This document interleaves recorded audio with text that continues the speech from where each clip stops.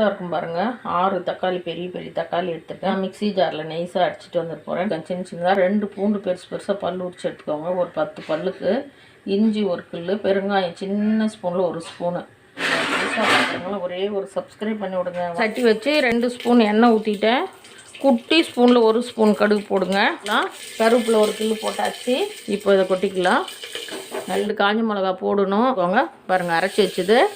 5 தக்காளி பெரிய தண்ணி ஊற்றாத அரைக்கணும். அரைச்சிட்டு இந்த பச்சை வாசனை போகிற அளவுக்கு நல்லா இந்த தக்காளி வதங்கணும். மஞ்சத்தூள் போட்டுக்கோங்க. 2 ஸ்பூனு, பெரிய ஸ்பூனில் 2 ஸ்பூன் உப்பு போதும். 5 டம்ளர் தண்ணி ஊற்றினீங்கன்னா கரெக்டாக இருக்குது. ஒரு சிட்டிகை மிளகாத்தூள் போட்டுக்கலாம். லைன் இஞ்சி தட்டிக்கிட்டு நல்லா இது மாதிரி நைஸாக தட்டிக்கோங்க. சின்ன குட்டி ஸ்பூனில் 1 ஸ்பூன் பெருங்காயம் வரக்குள்ளேயே ஆஃப் பண்ணிடுங்க. சட்டியிலலாம் வச்சிங்கன்னா ஏன்னா ரெடி பாருங்கள். தக்காளி ரசம் சூப்பராக. கொத்தமல்லி தழைலாம் மேலே தூவி இருக்கு. இந்த சக்கரை